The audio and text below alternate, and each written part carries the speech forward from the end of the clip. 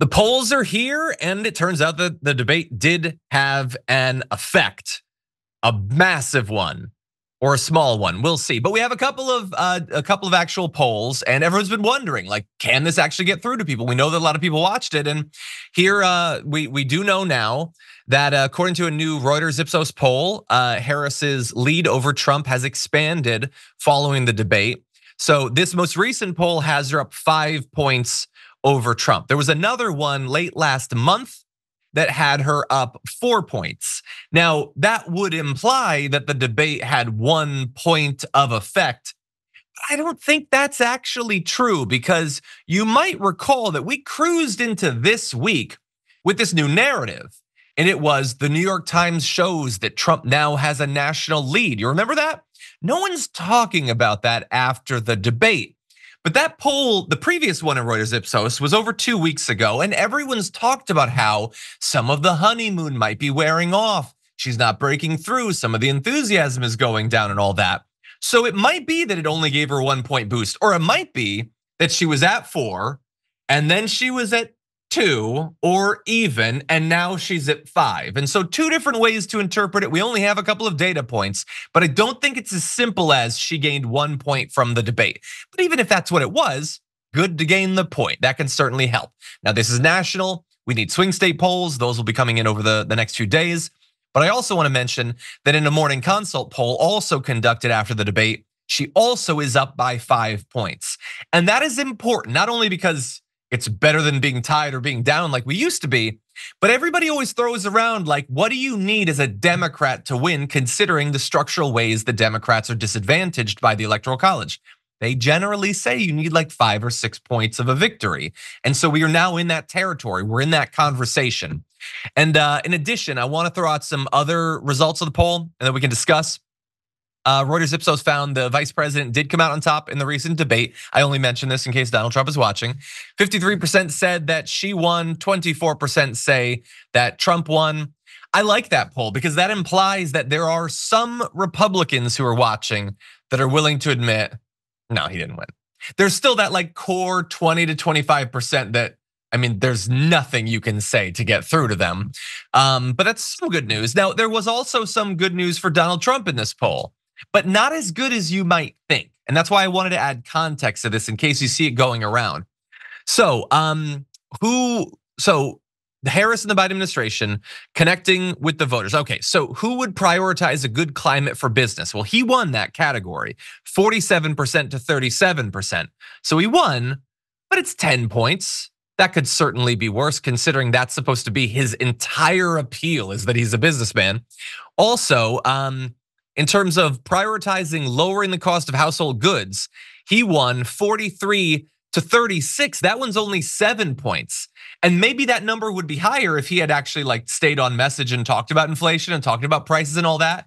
But considering that's one of the main liabilities for Kamala Harris, a 7-point loss could be worse, I think. I don't know, feel free to disagree, Sharon, but what do you make of these results in the overall polling?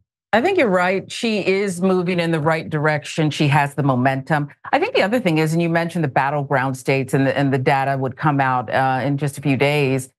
What we're hearing about even candidates down ballot, look what's going on in Florida. To me, she's picked off and peeled off voters who they're lukewarm at best on Donald Trump. Maybe they won't vote for her. Maybe they'll just stay at home. And I think that matters too. So I think she's definitely moving in the right direction. I have to like stay on message, which like Donald Trump, perhaps it's difficult for me too, because as you say these things like, he doesn't know what a pound of beef or a dozen eggs cost, John. I mean, how could he win that where people, household goods? This guy, come on. I know, a lot of it's ridiculous, but I want to get just briefly into some of the personality characteristics, like not just the policy specifically. So who appeared more dignified? 56% say Harris, 24% say Trump. I mean, that's, by the way, the 24% is exactly equal to the percent that say that he won.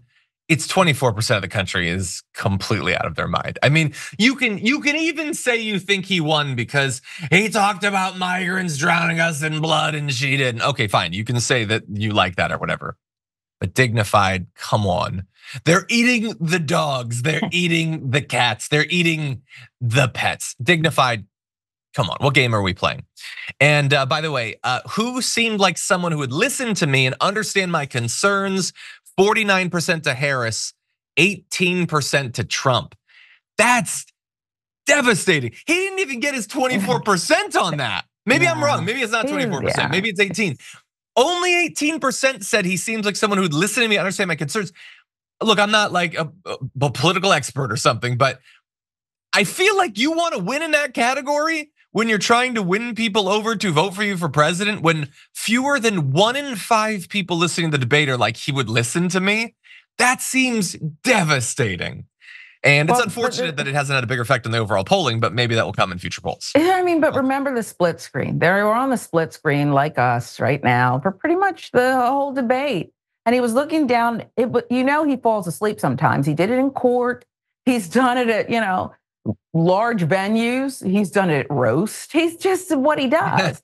And so, of course, no one thought he was listening to them. And that doesn't bode well because a lot of times women accuse men of that anyway.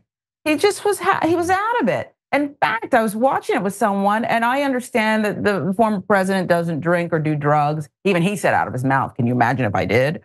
But the person I was with said, it looks like he's been drugged.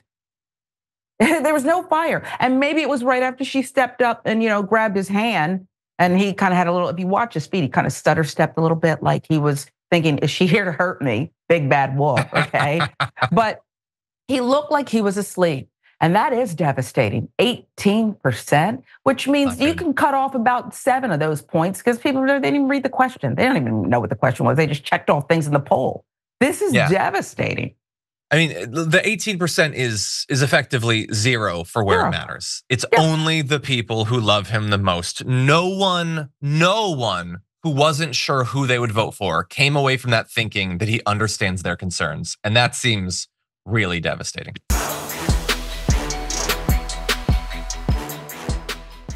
When you click the join button and become a tier 2 member, you get access to all of our weekly top 10 lists. What are you waiting for?